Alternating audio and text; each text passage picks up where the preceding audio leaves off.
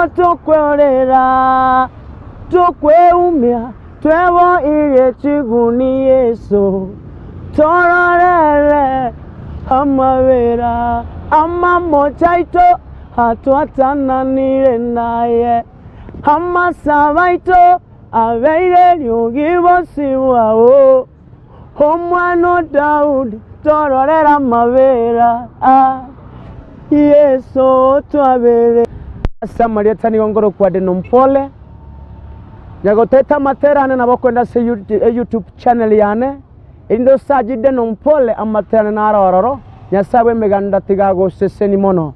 Asante sana radio yeto ya Global Radio asega sengi amawokora nyasabe meganda baseseni nandaba ababeke mobe aroro asengi ntoyo go promote abateli nyasabe meganda bamona ino. Amen. Shalom shalom.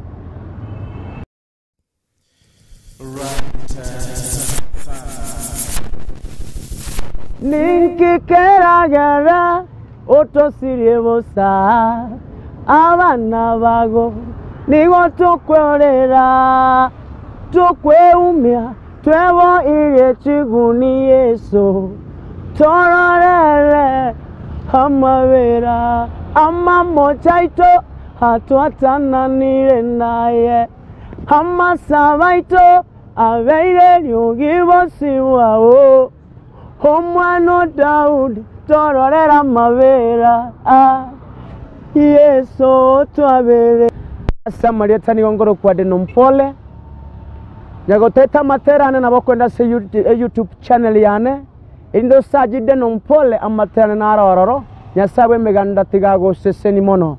Asante sana radio yeto ya Global Radio asega sengi amawokora nyasabe meganda baseseni nandaba ababeke mobe aroro asengi ntoyo go promote abateli nyasabe meganda bamona ino. Amen. Shalom shalom. Right, asante sana. Karibu tena kwenye meza hii yetu hii leo AGR magazetini. Tuende kuangazia yale yaliyomo, tukiona kwamba leo mada yetu tunaenda kuangazia tunasema kwamba James Orenga ambaye ni seneta wa Siaya pengine ni kama nataka kumsaliti Raila Odinga. Hivyo ndivyo wanasema, lakini sasa unajua James Orenga ni mmoja wa viongozi ambao wanatoka upande ule mwingine ambao amekuwa na Raila pasipo shida panapo shida amesimama naye. Sasa sijui kwamba yeye ako upande ule ambao unamtegemea ama unamunga mkono Raila ama yupo wapi. Unajua jambo kuu hapa ni BBI. Ni BBI. Lakini ujue kuwa vile vile katika siasa kuna usaliti. Hiyo nao mada usaliti maudhui ya usaliti huwezi atoa. Lakini sasa hii miaka yote wamekuwa pamoja. Atakuja kumsaliti. Naam, kwa siasa kuna tutajua tu, mtasikia tu mwenyewe. Asante sana mpenzi mtazamaji. Niko na gazeti langu hapa The Standard. Kupenda unaweza niita Edwin Mokaya. Kama kawaida langu ni Taifa Leo, ni Fidel Omoshoge. Naam, tunaenda kuangazia ukurasa wa kwanza wa The Standard. Tuangalie hayo ambayo yamechapishwa. Edwin ukimbie huko. Asituwajuse watazamaji na wale ambao wanatusikiza kwamba tuko live upande wa YouTube. Okay, tuko live upande wa YouTube. Unaweza tupate upande wa YouTube, like, subscribe na pia unaweza acha ujumbe wako hapo tusome hewani. Na upande wa Facebook waambie. Facebook vile vile Habagusi Global Radio waweza kutupata pale. Tuko live pia Facebook. Unaweza fika pale kwa ukurasa wetu Habagusi Global Radio uweze ku-like na pengine uweze kufollow yote kwa pamoja ili uweze kupata jumbe zetu pindi tunapoziweka hewani. Kwa hivyo bila kupoteza wakati, na ni matumaini yangu ningeenda moja kwa moja kwenye ukurasa wa kwanza wa gazeti langu hapa The Standard. Tuweze kuangalia kwa ufupi tu yale ambayo yamechapishwa kwenye gazeti hili. Kama kawaida mada yetu ya leo tunaona hapa James Orengo vile vile yu motoni, manake anatuhumiwa kwamba yeye ndiye anasaliti chama cha ODM, vile vile ameweza kukisambaratisha. Hayo tunaenda kuiangazia katika ukurasa wa 4. Kurasa wa 10 tuenda kuna rais wa nchi ya Tanzania anaitwa Samia Suluhu. Leo hii atafika humu nchini Kenya, na mpango wake tu kuja hapa nchini Kenya kwa siku 2. Tuenda kuangazia hapo katika ukurasa wa 10. Vile vile tuna ukurasa wa 5 hapa ambapo tunaenda kuangalia kuna wale watu wa Uhuru. Anasema kwamba kidogo Jubilee imeanza pia kusambaratika kidogo, maana walikuwa wanataka kuiondoa UDA, muungano wa tunasemaje, kuondoa yale mahusiano ya Jubilee na UDA, lakini kidogo tunaenda kuona kuwa ni kama kulikuwa na msambaratiko kwa watu wa Jubilee. Vile vile ukurasa wa 16 hapa tunaangazia matokeo ya KCPE ambayo yalitokea, ambapo sasa wasimamizi au wakurugenzi wakuu wa shule za kibinafsi wanasema kwamba pengine shule za kibinafsi zilionewa kidogo na matokeo hayakuwa halali, kwamba pengine kuna vile waliweza kusukuma kidogo, hawakuwapatia matokeo halali. Kwa hivyo hayo ni katika ukurasa huu wa 16. Vile vile katika kaunti ya Kakamega naenda kuona hapa kidogo kuna ngoma za isukuti, ni kama zitaenda kupungua siku zijazo, kwa sababu tuko na ile ngozi ya lizard ambayo imeanza kupungua kidogo. Hayo tutaenda kuangazia vile vile katika ukurasa wa 3. Hapa ukurasa wa 6 na 7 naenda kuangazia makuruhu ambao wanadada wavulana wanapitia, wanaenda pale Saudi Arabia kujitafutia. Tuliangazia hapo jana na leo ni kama ni extension tu ya yale tuliyozungumzia hapo jana. Ni hayo tu katika ukurasa wa kwanza wa gazeti langu hapa The Standard. Mada kuu katika gazeti langu la Taifa Leo ni hii. Naona wanasema kwa mbona tusiwajaribu. Unajua wanasema kwamba farasi ni mbili. Wanasema kwamba iwapo ama uchaguzi wa urais utafanywa hapo kesho, wale ambao wanatumainiwa kwamba watachukua kiti hicho ni naibu rais William Samoei Ruto ama kinara wa ODM Raila Amolo Odinga. Sasa wanasema kwamba kuna viongozi wengine ambao wana uwezo wa kuwa rais, mbona tusiwajaribu? Tunaenda kuyazungumzia hao. Naona wanasema kwamba Martha Karua, wanasema kuna Martha Karua, kuna Martin Oduol, kuna Mkisa Kitui, kuna Salim Furia, kuna Kifudha Kibuana, kuna George Mahoa na kuna Fred Matiang'i. Wanasema kwamba mbona tusijaribu hawa? Pia ni viongozi na kwa rekodi zao wamefanya kazi ambayo ni bora. Anasema kwamba tujaribu tu wajaribu na tujaribu hawa viongozi. Sawa. Huo ni ukurasa wa 2. Wanasema kwamba hofu ya viongozi ya zamisha vijana kuingia ugaidi. Huo ni ukurasa wa 5. Wanasema kwamba Fataki leo Man City na PSG leo kuna dimba, kuna mchezo baina ya Manchester City na PSG. Huo ni ukurasa wa 11 hadi 14 ambapo tutaangazia dimba. Katika ukurasa wa 3 wanasema kwamba Bensouda bado amwandama Ruto kesini ICC. Bado ile kesi ambayo imemwandama naibu rais William Samoei Ruto bado ipo. Bensouda anasema kwamba ana ushahidi wa kutosha. Ukurasa wa 2 wanasema kwamba King ambaye ni gavana wa Kilifi anasema kwamba ameachwa upweke baada ya viongozi ambao walikuwa wameelewana kwamba watengeze chama cha kuunganisha Wapwani kumtoroka. Ni ukurasa wa 2. Na ukurasa wa 4 wanasema kwamba wanahabari 51 walishambuliwa wakiwa kazini mwaka wa 2020. Hayo tu ndio yameangaziwa katika ukurasa huu wa mbele wa gazeti la Taifa Leo. Shukran sana. Tuangazie ukurasa wa 2 wa gazeti hili la The Standard, na kama kawaida tunajua gazeti la The Standard ukurasa wa 2 wanatupea historia ya kitambo kidogo. Kama leo hii tunaenda kuangazia historia ya pombe, bia, ilipoanzishwa hapa nchini Kenya, na maendeleo vile vile mahali ilianzia na jinsi nani alianzisha mwaka wa 1922. Ilikuwa miaka miwili tu baada ya wakoloni kuja humu nchini Kenya. Kwa hivyo tunaangazia hayo. Tunaona kwamba bia ya kwanza iliweza kutengenezwa mwaka wa 1922. Kuna picha hapa ambayo imechapishwa ikiwa na gazeti lako, unaweza kuiangalia. Picha hiyo imechapishwa, kuna watu wawili hapo, wanaume wawili ambao wamevalia vyema zaidi na suti zao. na nyuma kuna gari ambayo imeandikwa Kenya Breweries. Na hii ni kama ilikuwa ni kidogo tu wakati East African Breweries Limited iliweza kutengezwa na kuanzishwa, ambapo hii picha iliweza kuchapishwa. Kwa hivyo tunaona hapa mtu wa kwanza kutengeneza pombe alikuwa anaitwa George Hurst, ambaye ndiye alikuwa mwanzilishi. Unajua, na hii pombe ilikuwa ni kama si ya Waafrika. Wakati ilianza hii bia ilikuwa ni ya watu wazungu tu, manake ungekaribia pombe kama hizi hiyo ungeshikwa jelani, ungepelekwa jela, na ama upelekwe mbele ya watu pigwe viboko kweli kweli. Hiyo ndio ilikuwa ni kifungo. Kwa hivyo vile vile bia moja ilikuwa inauzwa kwa senti 50 nyakati hizo, ambapo ilizidi kuendelea hivyo hivyo hadi mwishowe mambo yakawa freshi. Vile vile tunaangazia mwaka wa 1902 ambapo tunaona kwamba kulikuwa na hoteli moja, hoteli ilikuwa inaitwa The Stanley, ambayo ilikuja ikakuwa Nairobi Stock Exchange, vile vile ikakuja baadaye ikakuwa Nairobi Security Exchange. Hapo ndio ilikuwa ya kwanza, na vile vile pombe ilikuwa inatengenezwa pale Ruaraka ikisafirishwa kwenda kwa The Stanley Hotel. Hayo yote ni hayo utapata katika ukurasa huo wa pili. Kama kawaida, The Standard unatukumbusha yale ambayo yalikuwa yanatokea miaka kama hapa leo tumejijuza yale alikuwa yanatokea karibu miaka 100 iliyopita.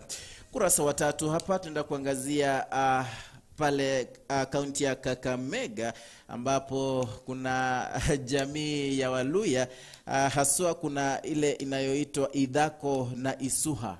Sijui ni Idaho na Isuha. Idaho. Wanakuwa na dance fulani ambayo inaitwa Iskuti Dance.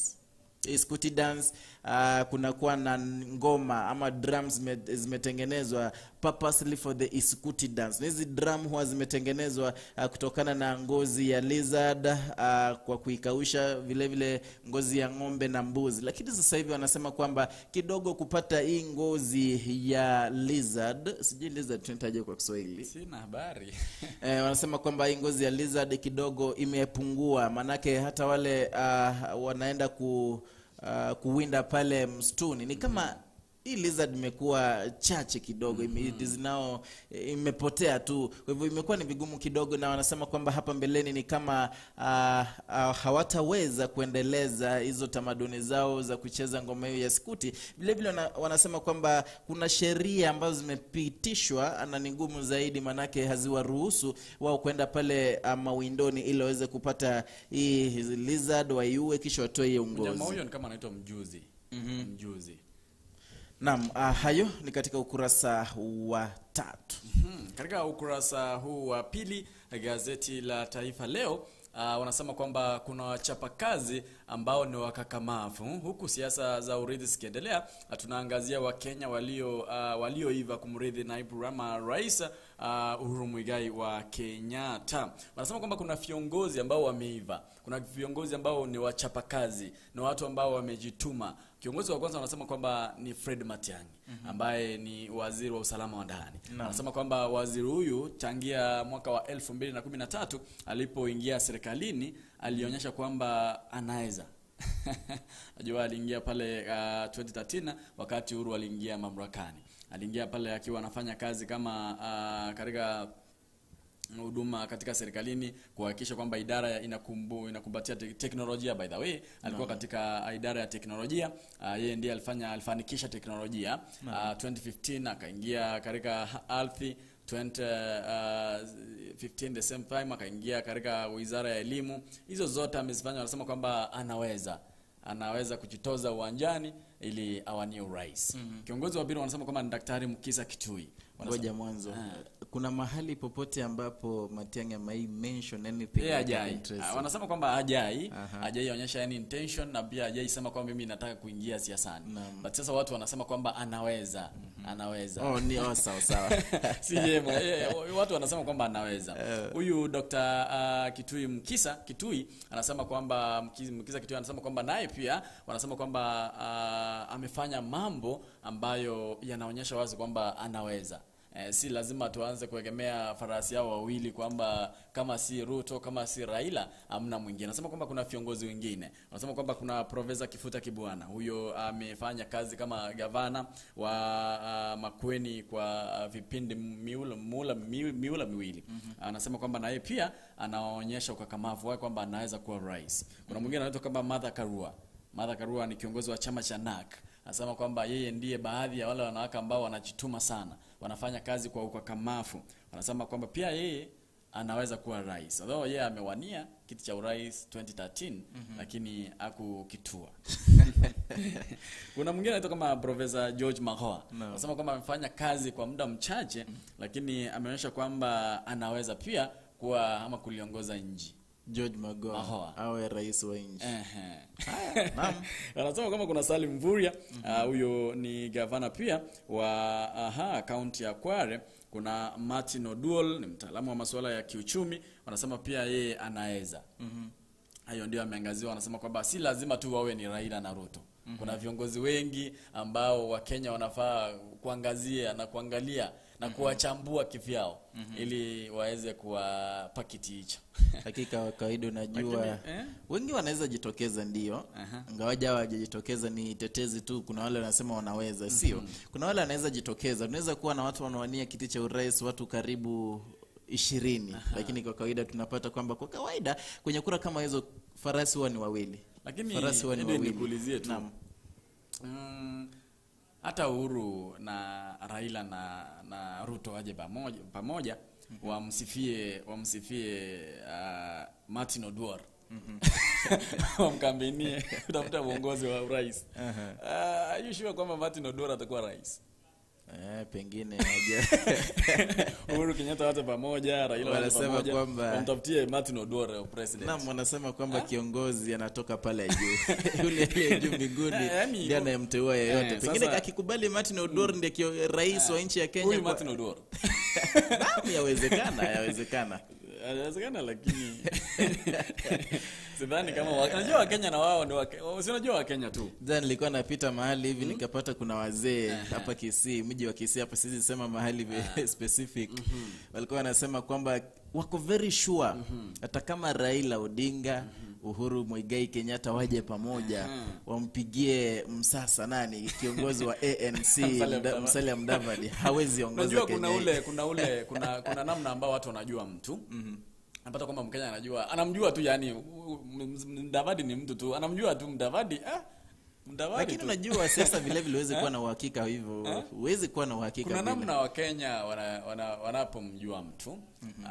Kuna namna wa Kenya ambao wanajua Kalonzo Musyoka, Moses Wetangula, Gideon Moi. Yani uwezi fikira zao zime reflect mahali pengine. Na mswali langu ni tushaongelea Oduor, tushaongelea Mudavadi. Swali langu kwako ni hili.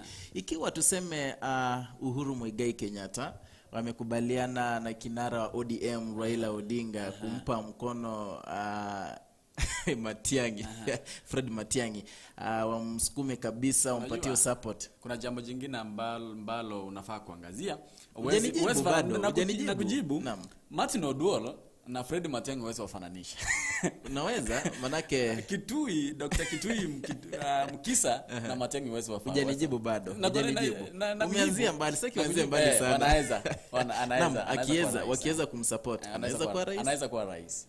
Anaweza kuwa rais. Naam, tuseme kuna uwezekano. Nakuuliza tu Raila Amolo Odinga, Uhuru Muigai Kenyatta wamekuja pamoja, wametengeneza muungano kumtetea nani? Matiang'i. Unajua Ruto yuko pale kando pia na UDA yake. Unajua pia Ruto na wafuasi wake na si wachache. Unaonaje hapo?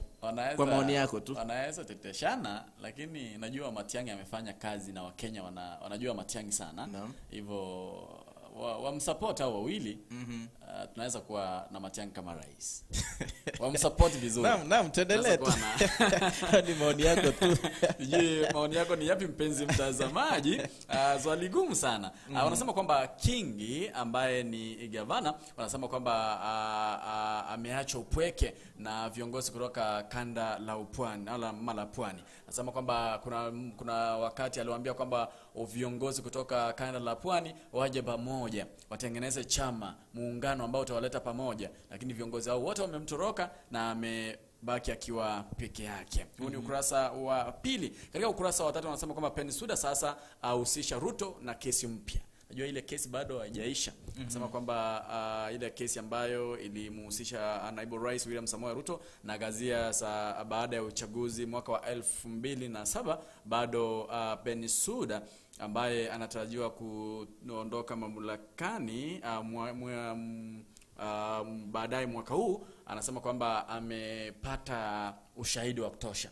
Hivyo bado anaelekea mahakamani ili kuona kama Ruto kesi yake bado inafufuliwa. Huo ni ukurasa wa tatu, na hayo tu ndio naona yameangaziwa huko, wakisema kwamba kaunti ya Nairobi amefua kuanza kupungua maeneo mbalimbali nchini mwisho wa Mei. Hayo tu ndio yameangaziwa katika ukurasa huu. Na ikumbuke kwamba rais wa Jamhuri ya Tanzania Samia Suluhu anatarajiwa kufika mjini muda wowote kutoka sasa hivi. Anasema kwamba baada ya kufanya mazungumzo na rais wa Jamhuri ya Kenya Uhuru Muigai wa Kenyatta, hapo baadaye alihutubia bunge la Seneti na bunge kuu hapo kesho. Hiyo sasa tunamtarajia mjini hivi leo. Shukran sana. Anasema kwamba Samia aleta suluhu, Suluhu aleta suluhu nchini Kenya pia. Vipi sasa?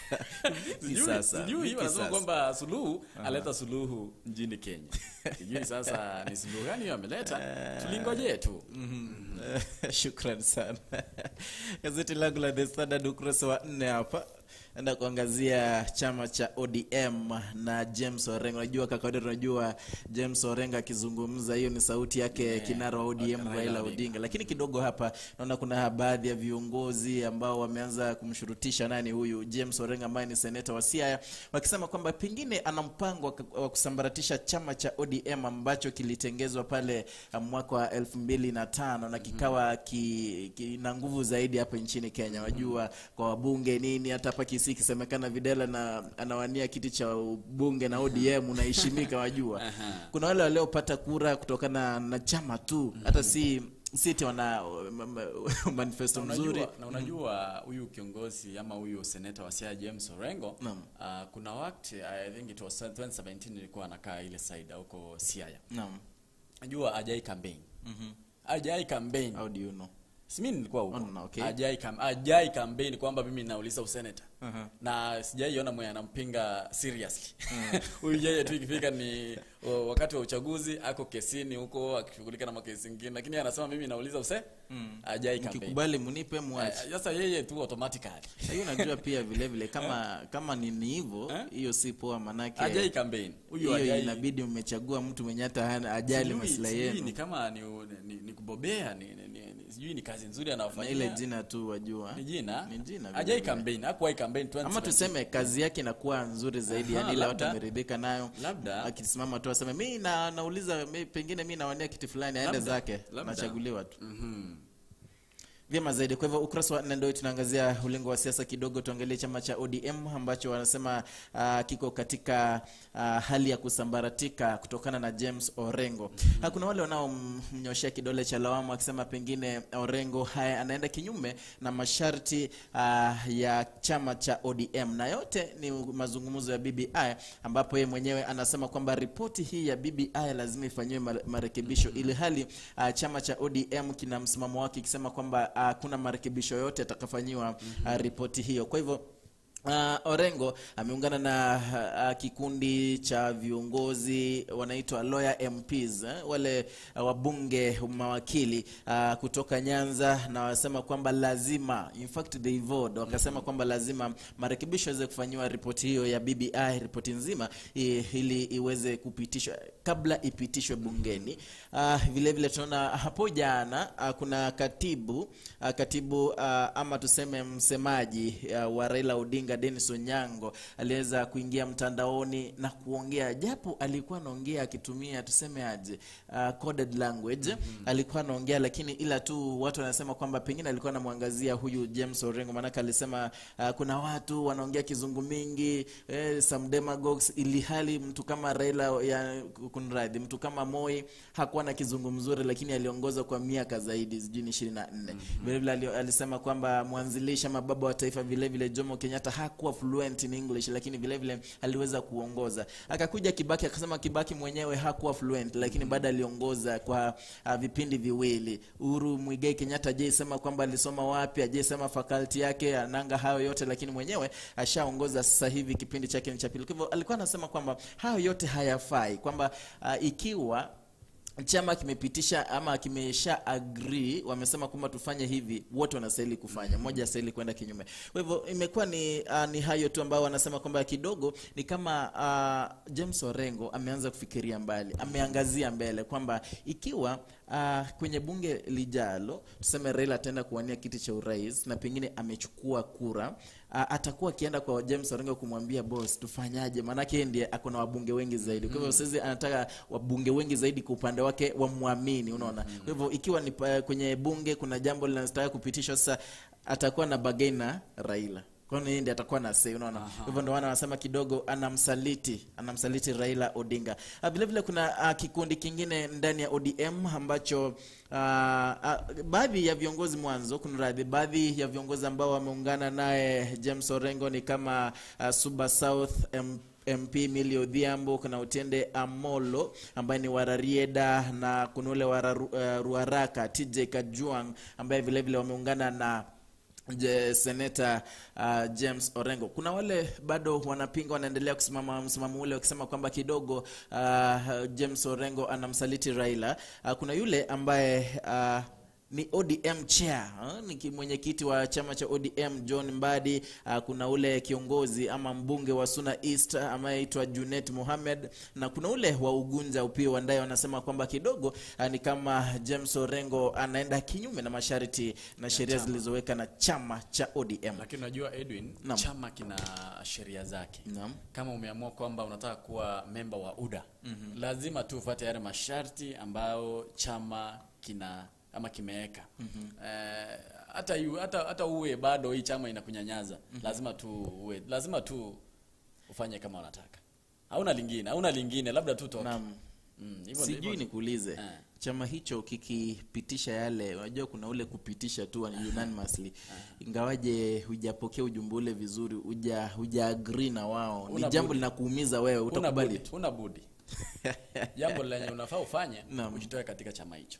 Hauna budi. Hata wakisema kwamba kesho kila mtu akuje na 1,100, huna budi.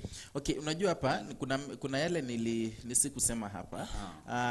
Mwanzo katika BBI kuna viongozi wengi wa ODM ambao wanalalamika chini tu kuhusiana na yale mabunge 70 mapya ambayo yatajengwa kutokana na ripoti hii, unaona. Lakini kidogo walikuwa naogopa kuenda mbele kusema hapa kuna utata kidogo, anaonyesha kwamba watakuwa wamemsaliti Raila Odinga. Kwa hivyo ni kama seneta huyu amekuwa ni msemaji wao, unaona, awalete pamoja ili achukue ile uaminifu wao. Ndo haya. Vile vile ukurasa ni 5 hapa tunaangalia chama cha Jubilee ambao vile vile kimeleta ni vuta ni kuvute pamoja. Wanasema kuna wale wanapiga kura kwamba wapige nje chama cha UDA ambacho ni cha naibu wa rais William Ruto.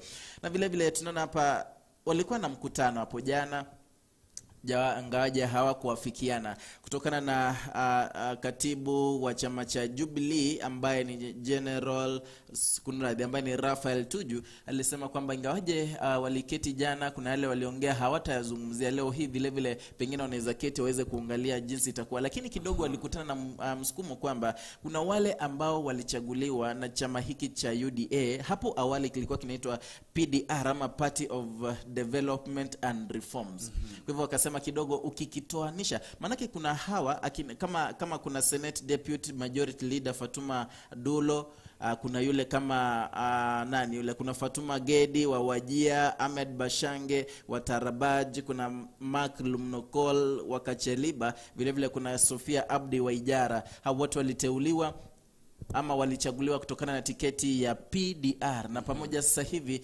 wako imara, ni waaminifu kwa Uhuru Muigai Kenyatta. Unajua kidogo sasa wakitenganisha chama hicho kidogo ni kama watakuwa wameleta kumkanganyiko mahali fulani. Kwa hivyo vile vile kuna utata wa vuta ni kuvute ikiwa watatoa UDA ama hawata end ile contract ama agreement walikuwa washa sign.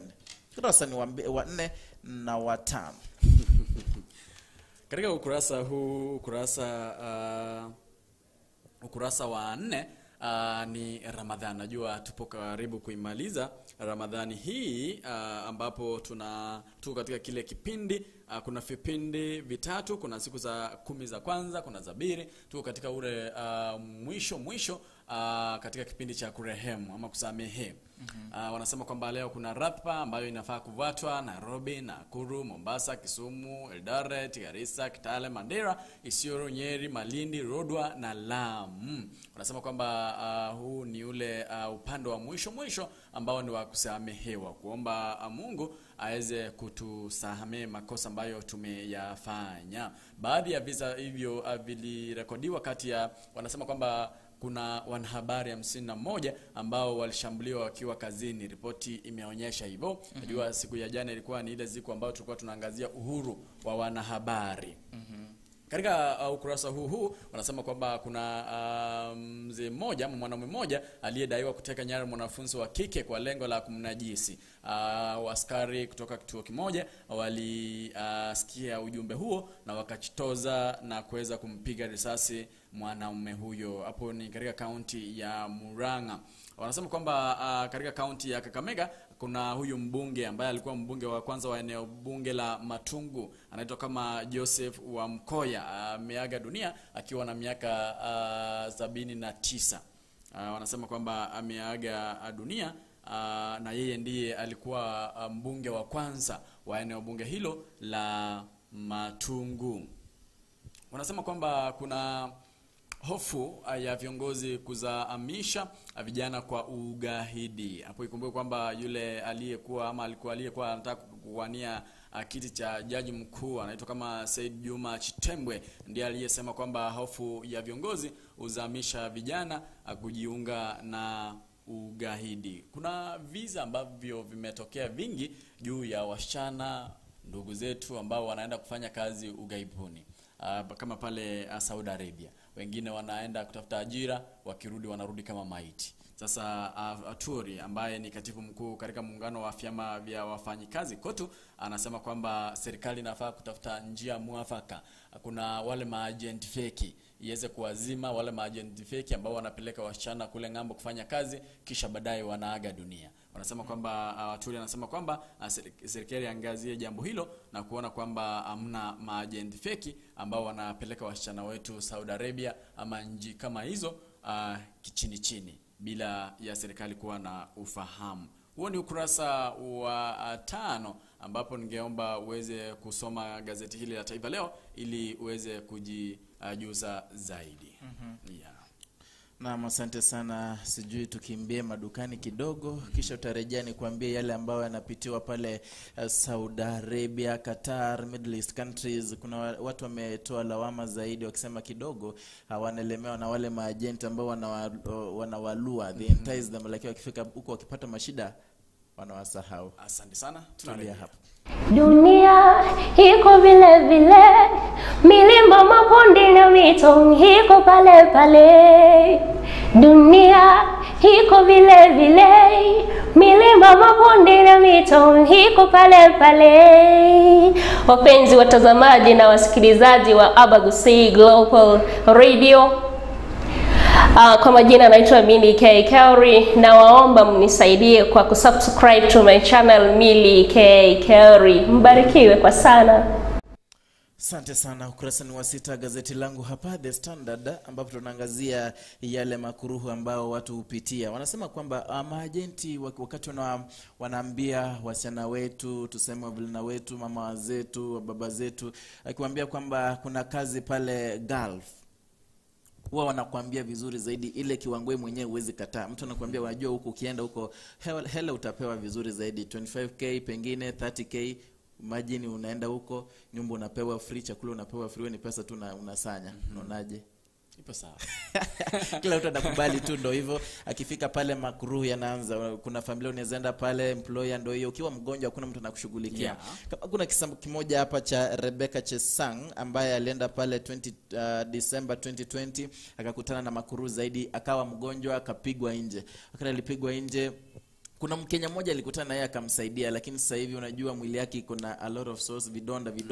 Kwa hivyo analilia serikali. Amejaribu kupigia yule agent hayuko, simu haingii, zile ofisi zao penye walikuwa zishafungwa. Nao ndio mashida ambao watu wanazidi kupitia. Kuna visa vingi hapa vimeangaziwa. Kuna Winnie Kosgei, kuna mmoja hapa alienda pale akakuwa mgonjwa, mwili mguu mmoja ukakatwa, imekuwa shida kurudi huku nchini Kenya. Kwa hivyo kuna wale vile vile wanaenda pale wanafaidika. Yeah. Kuna wale wanaenda pale wanakutana na employers wazuri, mabosi wazuri kumradhi, wanapeleka vyema, kisha wanatengeneza maisha yao. Na lakini kiwango kikubwa cha wale wanaenda pale kidogo, ukiangalia kuna picha hapo ya mwanamke mmoja hapo ambaye mguu umekatwa.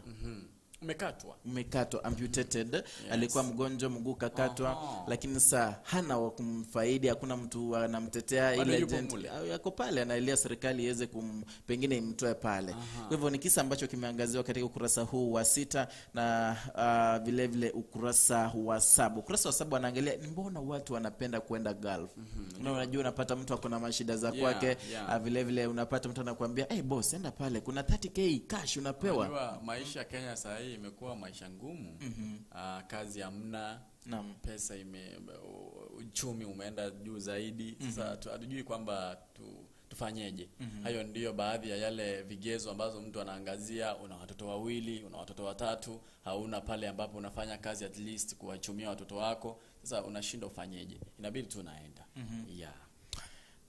Na hayo tumeangaziwa katika ukurasa huu wa 6 na 7. 7 hapa wanaangazia tu ni jinsi gani why it is easy to get a job in the Gulf. Naona hayo ndio yameangaziwa. Ni hiyo, unaweza pata gazeti lako uweze kujijuza zaidi. Ukurasa wa 6 na 7. Nikiangazia ukurasa huu wa 6 wanasema kwamba habari za Afrika na dunia. Kumbuka kwamba nchi ya India ndio sasa inatangulia na watu ambao wamefariki kutokana na ugonjwa wa COVID-19. Wale ambao wanaambukishwa ugonjwa wa corona kwa siku ni wanasema kwamba kwa sasa watu milioni 20 wameambukizwa ugonjwa wa COVID-19 na hospitali zilishafurika already. Wanasema kwamba kuna siku moja ambapo watu ama vifo vya watu 3689 watu ambao waliaga dunia chini ya masaa 24, ambao na watu wengine 1400 waliambukishwa COVID-19 chini ya masaa 24. Sasa hiyo ikaleta shida. Kuna nchi ambazo zimepeana uhifadhi: Marekani, Ujerumani, Urusi, Uingereza na Ufaransa, kati ya nchi nyinginezo ambazo zimetoa hifadhi kwa nchi hiyo ya India. Kumbuka kwamba India ina watu bilioni 1.3. Na sasa watu milioni 20 washaambukishwa ama washaambukizwa ugonjwa huu wa COVID-19. Hayo yanaendelea India.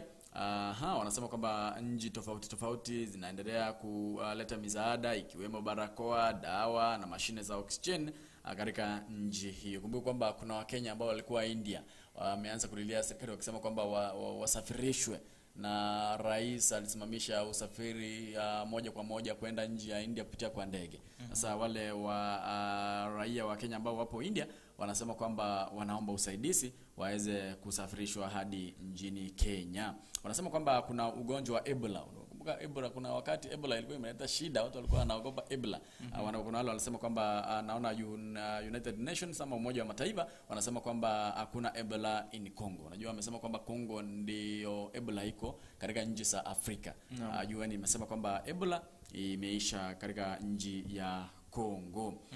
Wanasema kwamba South Africa yapokea janjo ya afisa kukabili ugonjwa wa COVID-19, na wanasema kwamba waziri mkuu wa upinzani katika nchi ya Somalia ndio amekabidhiwa mamlaka ya kuandaa uchaguzi ujao. Au ni ukurasa huu wa 6. Katika ukurasa wa 7 wanasema kwamba wadau ama wananchi wanamlilia Ayub Safula aingilie kati baada ya madarasa kubomolewa na upepo mkali miezi miwili iliyopita. Unajua shule zinatarajiwa kufunguliwa tarehe 10. Wiki ijayo. Sasa wanasema kwamba madarasa wanafunzi 700 Lugali hawana madarasa, shule zikifunguliwa wiki ijayo. Wanafunzi 700. Unaona madarasa huko vile yameharibika. Anasema kwamba viongozi wa eneo hilo wachitoze na kuyatengeza madarasa haya. Hayo tu. Tukimbie madukani kidogo tu. alafu nitarejea ni katika ile kumalizia. Yes, kimbie maduka. Dunia iko vile vile, milima, mabonde na mito iko pale pale. Dunia iko vile vile, milima, mabonde na mito iko pale pale. Wapenzi watazamaji na wasikilizaji wa Abagusii Global Radio, kwa majina naitwa Milly K. Kauri, na waomba mnisaidie kwa kusubscribe to my channel Milly K. Hey, what's up everyone? What's up everyone? My name's Alfax Nyibuto. This is Abagusii Global Radio 2021. We are here and we are going round and about. Video, photo, audio, anything it is in the media field, Abagusii Global Radio. You already see us. We're out here working all the time, 24 hours a day, 7 days a week. We're out here anywhere in the DFW area, Kenya, anywhere in Kenya. You call us, Abagusii Global Radio. We're here to save the day. Video, audio, photo. Call us 214-489-5885. Abagusii Global Radio. Karibu tena ukurasani wa 10. Hapa tunaangazia Kenya Tanzania inaendelea kuangalia jinsi itaweza kurekebisha yale makosa iliyokuwa imefanya katika biashara pengine baina nchi hizi mbili. Leo hii tunatarajia kiongozi wa nchi hiyo ama rais wa nchi hiyo ambaye anaitwa Samia Suluhu atakuja leo hii, na vile vile atapiwa saluti ya bunduki. Kunakuwa na 21 gun salute before proceeding to the talks. Kwa hivyo atakaribishwa vyema zaidi na heshima, na anatarajiwa kuwa hapa nchini kwa siku mbili wakizungumza mambo kadhaa, vile vile kutia nguvu mahusiano kati ya Kenya na nchi ya Tanzania. Hayo ni leo tu na katika ukurasa huu wa 10 ambao tunaangazia hayo. 11 mna jambo, 12 hapa naangazia jinsi serikali ya Kenya imepeana shilingi bilioni 7 na zaidi ili iweze kuleta chanjo ya COVID-19 katika mwaka ujao. Situseme tunahitaji financial year, the next financial year. Naam, tunamba haya yalisemwa pamoja na CS Ukur Yatani ambaye amesimamia fedha ama hazina. Aliweza kuyasema hayo jana, na akisema kidogo hajajua kiwango cha pesa, lakini akasema kwamba kanukuu kwamba ni zaidi ya bilioni 7 na pengine mwaka ujao hayo yatazidi hapo, ili Wakenya wote pengine waweze kupata chanjo hizo. Manake sasa hivi kila sehemu ya dunia wanahitaji chanjo hiyo, kidogo wanaonea kama pengine itakuwa finyu kupata. Kwa hivyo wameamua kwamba watatumia shilingi bilioni 7 ili kuweza kuleta chanjo hiyo. Katika ukurasa huu wa 8 wanasema kwamba uhuru wa wanahabari, tumezungumzia swala hilo, marumbano ya ODM na ni ishara ya juhudi za kumridhi Odinga, hayo yamezungumziwa. Na kuna wale ambao wanaishi na virusi vya ukimwi, wanasema kwamba wanaomba tu ARVs letwe, kwa sababu ARVs ndio maisha yao. Unajua kama huna ARVs na unaishi na virusi vya ukimwi ni ngumu sana, unaweza kusurvive, inakuanga ngumu sana. Wanaomba kwamba waweze serikali ni sharti iape kipaumbele maslahi ya umma kwa kuwekeza katika miundo msingi dhabiti na kuimarisha rasilimali humu nchini ili kupunguza hali ya kutegemea ufadhili wa kigeni. Wanasema kwamba unajua wasingoje kufadhiliwa na ARVs. Serikali ihunde na iangazie kwamba iangalie kwamba Wakenya wanapata ARVs. Huo ni ukurasa wa 8. Na by the way, kuna wale wanafunzi ambao walimaliza mtihani wa KCPE. Kuna wale wanafunzi ambao walifanya KCSE. Wanafaa wajue kwamba hakuna ARVs. Hivyo wacheze kama wao. Najua kuna mmoja jana alikuwa ananiambia kwamba najua mtoto ama mwanafunzi wa KCPE akifanya mtihani wa KCPE anaona ni kama masomo shayamaliza. Bado hajaanza. Hivyo wale ambao walifanya mtihani wa KCSE, wale ambao walifanya mtihani wa KCPE, mjue kwamba hakuna ARVs. Najua tukimaliza kidato cha 4 tulikuwa tunaambiwa ukienda pale chuoni sasa kuyasema. Ukurasa wa ukurasa wa 10 wanasema kwamba wanasiasa wetu wana mengi ya kujifunza kutokana na gavana Murungi, Kiraitu Murungi. Na wanasema kwamba hatua ya Matiang'i ni bure, ile ya kusema kwamba maafisa wa polisi wasioane. Wanasema kwamba hiyo hatua si mzuri. Hiyo hatua angechukulia hiyo hatua kwa sababu wale ambao walikuwa washaoana wafanyeje? Wale ambao walikuwa wapenzi waachane tu kwa sababu ya hiyo hatua ambayo Matiang'i alisema. Anasema kwamba hiyo hatua haingepaswa kufanywa hivyo. Huo ni ukurasa wa 10 ambapo wanasema kwamba Raila staafu kwa heshima. Wanasema kwamba wanataka Raila, wengine wanasema kwamba Raila tu astaafu kwa heshima. Wengine wanasema kwamba Raila bado ni Mandela wa Kenya. Hayo ndio yanazungumziwa katika ukurasa huu. Wanasema kwamba mto wa Ewaso Nyiro hatarini baada ya kuonekana kwamba mto huo utakauka. Hayo ndio yameangaziwa mto wa Ewaso Nyiro, ukurasa wa 12, ukurasa wa 13. Ni Ewaso Nyiro tu ambao wanaangazia. Na kuna shangazi huko ambaye anasema kwamba leo angependa tumshauri. Anasema hivi.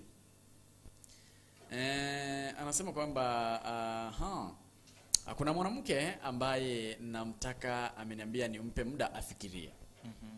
Nimegundua kuna mwanaume mwingine ambaye pia anamtaka na ninaamini hiyo ndio sababu ameshindwa kunijibu ombi langu. Nifanyeje? Kuna mwanamke ambaye anampenda na ashamwambia anampenda, yule mwanamke amemwambia kwamba ampe tu muda afikirie kisha baadaye atamjibu. Sasa huyu mwanaume ashagundua kwamba yule mwanamke tena ana mwanaume mwingine pia. Na hiyo ama hilo linaweza kuwa sababu ambaye amemwambia kwamba angoje afikirie ndiye amjibu. Afanyeje? Aendelee kungoja. Sasa ni miaka 20 aendelee kungoja. Yeye bado hajapata jibu, lakini ameanza kusema kwamba kuna wasiwasi. Anasema kwamba ni kama yule mwingine. Ukiambiwa zidi kungoja nitakujibu, haina maana kwamba huyu hatakubali. Hiyo nao jua hivyo. Unaweza ngoja mwaka mmoja kisha aje kuambia lakini haiwezi unaona hamna jambo. Kwa bado yeye ngoje tu. Naam, yeye kama amegundua yule ana mwanaume mwingine, mbona uji sacrifice bure? Ngoja. Huyu anasema hivi, nina umri wa miaka 39 na huu ni mwaka wangu wa pili nikitafuta mchumba na bado sijapata. Wanawake ni wengi na sikutarajia kuchukua muda mrefu kutafuta mjumba. Nimeanza kukata tamaa, nishauri. Ana miaka 39, ametafuta mjumba kwa takriban miaka 2 na anasema kwamba hachapata. Sasa anasema kwamba hafanyeje? Swali gumu hilo kidogo. Miaka 2 bado anazidi kutafuta. Najua hapo ina depend mwenyewe anataka qualities gani. Najua kuna wale watu wana set standard kiwango kingine cha juu zaidi chenye mtu yeye hawezi fikia, unaona. Vile vile mwenyewe jinsi anajiweka vile vile na ina depend anatafuta wapi. Naona katika upande wa YouTube anaitwa kama Josephine Mweresa anasema kwamba watching live from Kisi Mwembe. Naona huku Gusi Star Ndume TV wako ndani. Asante sana. Huu ni upande wa YouTube, endelea kusubscribe, watch na share. Kuna huyu kocha wa FC leo baada anatoka kama Patrick Asema anasema kwamba kocha wa FC tayari kurejea kazini wiki hii. Kumbuku kwamba siku ya leo klabu ya Manchester City wako ugani na PSG. Hivyo leo wale ambao ni wanadimba ama wana spoti wangoje mechi hiyo. Hayo tu ndio alikuwa ameangaziwa katika gazeti hili zima la Taifa Leo. Pengine niangazie hapa ukurasa wa 16. Kuna haya ambayo hatuwezi ruka manake ni yana uzito zaidi. Kuna wa viongozi wa mashule ya kibinafsi ambao na pamoja na wakurugenzi wanasema kidogo wana swali kwa Kenya National Examination Council. Wanasema kwamba kidogo wanafunzi wao hawakuperform vyema zaidi ingawaje kulikuwa na ugonjwa wa COVID-19, lakini kidogo ni kama hao matokeo hayakuwa yao, hao matokeo hayakuwa mazuri zaidi kulingana na wale wa public schools ama shule za umma. Kwa hivyo anasema kwamba kidogo wale wa shule za umma hawakupatia alama zao. Hivyo kulikuwa na ujanja fulani. How do they know? Wanasema kwamba kiwango cha wanafunzi jinsi walikuwa na wafunzi. Unajua kuna kiwango naangalia mwanafunzi ameshinda akipata alama 400, alafu mwisho upata amepata alama 289. Kidogo alama kama hizo zikui realistic. Unaona? Kwa hivyo wanasema kidogo kuna utata fulani. Kwa hivyo wanasema kwamba ni wiki mbili ya mtata zimepita, lakini japo wanasema kidogo NEC iweze kusema ije wazi iseme inakuaje matokeo hayo si halali hivyo jinsi na maoni yao yalivyo. Ukurasa wa 19 na mwisho tunaangazia hapa maoni kama kawaida. The Standard inatoa maoni anuai kutokana na ufunguzi wa shule. Hawajua zimefungwa kwa muda sasa kutokana na ugonjwa wa COVID-19. Kuna ule anasema kidogo ni vyema kufunguliwa kwa shule hizi, manake hata wakati zilifunguliwa hapo awali kile kipindi cha kwanza walisema kwamba ugonjwa ulishapungua. Watu wavae mask kama barakoa, waende huko wanawe mikono zaidi vizuri vyema zaidi, waende shuleni, walimu ama lecturers wavae barakoa, mambo yatakuwa shwari, manake kidogo tunalemaza sekta ya elimu. Kuna wale vile vile wanasema kidogo virusi vya COVID-19 havijapungua, inastahili iwe chini ya 5% kisha shule ziweze kufunguliwa. Kwa hivyo hayo ni maoni anuai kutokana na ufunguzi wa shule ambao walisema wanafungua shule lini? Nafunga shule tarehe 10. Tarehe 10 ambao ni wiki ijayo. Naam, asante sana mpenzi mtazamaji, ni hayo tu tumekuandalia katika meza hii ya magazeti leo hii. Nilikuwa na gazeti la The Standard, nilikuwa na gazeti la Taifa Leo. Ikumbuke kwamba tunafanyanga what we call live streaming. Yesterday tuliongelea juu ya live streaming, tukawaambia kwamba kama una mipango, kuna kanisa ambalo ungependa kwamba mahubiri yote uyapate hewani pale ambapo ulipo, una harusi, una tofauti tu, sherehe tofauti, matanga ya mpule mule, kama unataka tu tukufanyie live streaming, kumbuka kwamba sisi tunafanyanga live streaming at a high security recommended. Inakuanga point kubwa, inakuanga 10 sijali. Kwa hivyo tunaifanya professional. Yeah, professional actually, professional. Hivyo unaweza tutafuta kwa nambari 0713 745447 ili tuweze kukusaidia katika sehemu hiyo. Na vile vile siku ya kesho tutakuwa pale Children's Home. Hiyo ni wapi pale? TC Children's Home actually. Jogoha tutakuwa pale.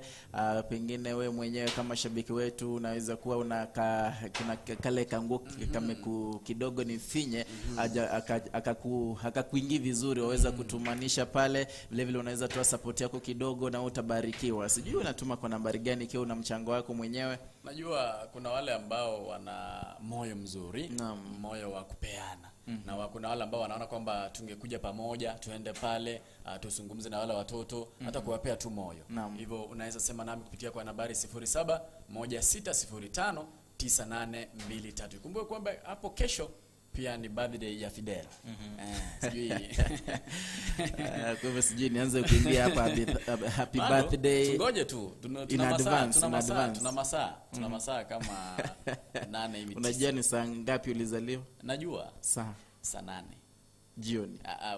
Usiku. Asubuhi. Nilikuwa wako Fidel Omoshoge. Tukutane katika mpango mzima wa Zeria Obo. Kumbuka kwamba kuanzia saa 4 hadi saa 7 tutakuwa katika mpango mzima wa Zeria Obo Taka, ambapo tunajulishana, tunasemezana pale. Na kwangu ni Fidel Omoshoge. Hadi hapo kesho sana wakati kama wa leo, nite Edwin Mukaya. Barikiwa.